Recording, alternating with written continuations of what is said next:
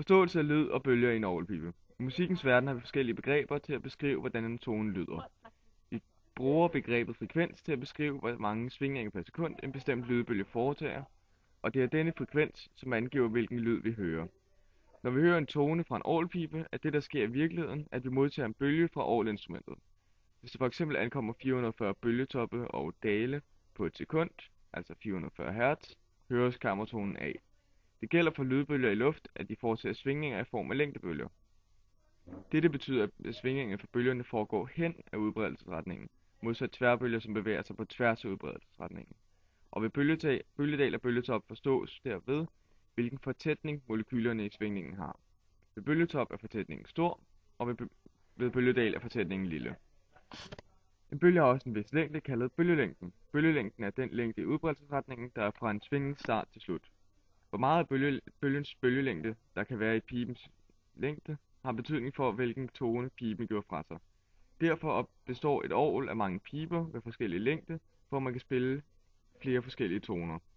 Det forholder sig sådan, at der til hver tone skal være en pibe med en længde på en fjerdedel af bølgelængden, da det er ved denne længde, at bølgerne resonerer gennem pibens halvåbne rør.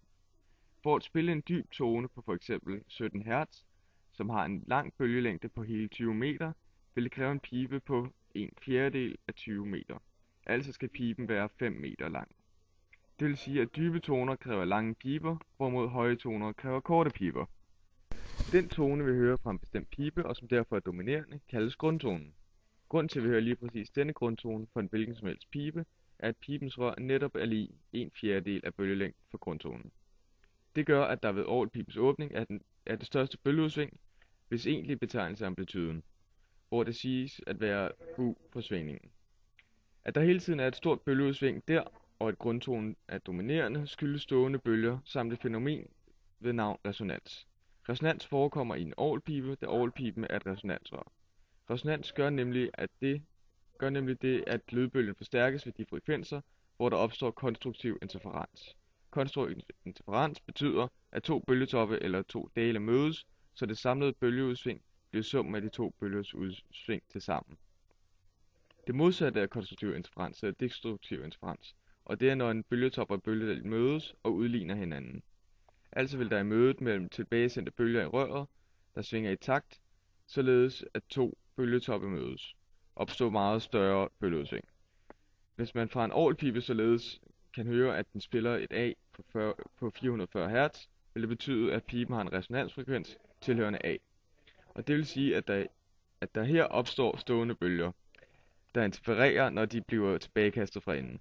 En stående bølge er en bølge, der svinger omkring faste punkter, hvilket gør, at det ligner, at bølgen står stille og ikke udbreder sig. Men når vi hører kammertonen A som grundtone fra en orgelpibe, er der faktisk ikke kun denne tone inde i piben. For at forstå, hvorfor der også er andre frekvenser inde i piben, må vi se på, hvordan en orgelpibe egentlig får frembragt lyd. En tangent på orglet bliver trykket ned, og der udsendes en kraftig luftstrøm fra blæsebælgen ved A hen til B. Luftstrømmen vil sætte luftens molekyler i svingninger, og når disse svingninger rammer B, den skarpe kant, vil der dannes mange forskellige frekvenser. Men af de mange frekvenser, der fremkommer ved mødet med den skarpe kant, vil der være nogle, hvor bølgelængden ikke passer med at være en fjerdedel af røret.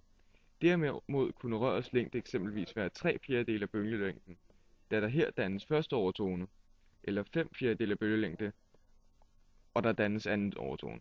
En overtone er et knudepunkt på den stående bølge, hvor luftmolekylerne står stille, da der her foregår destruktiv interferens.